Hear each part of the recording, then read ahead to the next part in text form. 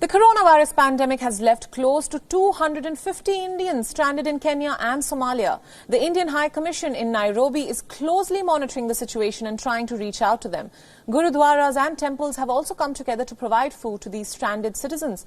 Speaking exclusively to our diplomatic correspondent Siddhant Sibil, the Indian envoy to Kenya, High Commissioner Rahul Chhabra, says that India was helping Kenya, but not just by supplying drugs, but also by training their healthcare workers to fight the pandemic. Let's listen in. India is helping many African countries at a time of global pandemic. With me is the Indian envoy to Kenya to talk about how India is reaching out to Kenya, where there are a number of Indians also present. So welcome to WION. My first question to you is an obvious question. How are India and Kenya cooperating when it comes to this pandemic, fighting this pandemic? Firstly, thank you, Siddhant, for having me on your show. It's a pleasure to be on. Just in the context of your question, Dr. Jaishankar, our foreign minister, spoke to the foreign minister of Kenya, Madam Omamo, Ambassador Omamo, just last week. And during the course of that call, they discussed about how India is showing its solidarity, as you mentioned, to all the African countries, and to find a way of working forward.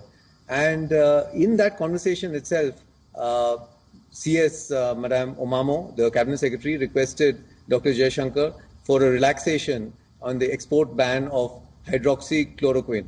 And that was granted on the spot by Dr. Jaishankar. So they were very much appreciative of that. In addition, we are also running what are called e-ITech courses.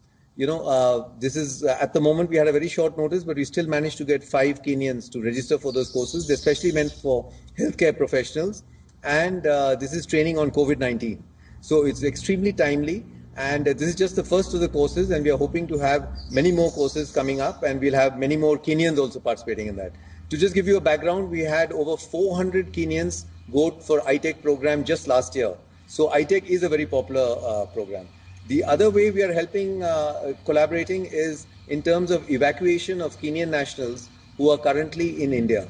You know, many of them go there for treatment of all kinds, cancer, elective operations, knee surgeries. There are all sorts of, because healthcare here is a little weak.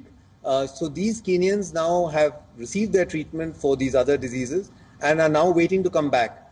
So the Kenyan government requested us, and we have facilitated not only the approvals for the flights to take off from India and bring them back here, but also in terms of road transport, because these people are all over. They are in Coimbatore, they are in Chennai, Hyderabad, and the flight is going to take off just Delhi or Mumbai. So we need to get them all together. So we are helping them get the permissions to do the road transport. And lastly, on a medium-term basis, we are looking at collaborating with Kenya on the program called E-Arogya Bharati, which is actually a collaboration between hospitals through the internet, between both hospitals. So that is a more medium-term project. So my next question is on the Indians in the country in Kenya. There are a number of Indians who are stranded there. So how is the Indian mission reaching out to them? Any plans of evacuation? Firstly, since you mentioned, there are actually Indians stranded here. So that's one category. There are 100 in Nairobi, 150, over 150 in Mombasa, which is a port town in Kenya, and there are 5 in Somalia. So there are these 255, 260 Indians who are actually stranded, meaning they came here for tourism, or they came here for business, or to meet their relatives or friends or whatever, and now they can't go back. So for them, what we are doing is we have maintained a list. We are regularly in contact with them, talking to them, counseling them, advising them to, sort of be calm and bear with all of us, bear with the country, bear with the world to beat this violent issue. We are also helping them fill up the visa forms online from the Kenyan government side. So that is for the Kenyans who are stranded here. Then you said the Indian community that's here, there are 20,000 people who are Indian passport holders and about 60,000 people who are OCI card holders. So for those, I am doing video conference calls with the heads of the community associations. So I've done calls, and over 25 heads came online for this call, where we discussed the best practices, what are they doing, they shared their experiences. So just to give you an idea, the Gurdwara in Nairobi, there are more than 20 Gurdwaras, by the way, just for a matter of interest, for your viewers may be interested. But the one in Nairobi is giving hot meals to 400 people daily and dry rations to another 150 daily. That's just one Gurdwara here.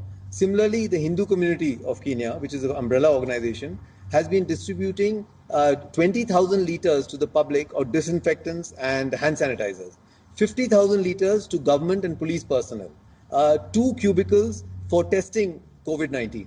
So their chapter, there are many chapters across the country, but just one example, their chapter in Nakuru actually fed 4,000 families last month. So this is what they are doing. Then to come to, like, just give you a small example, there's called the Lohana Samaj. They actually are having a helpline for seniors. So they don't want the elderly people to go out and expose themselves.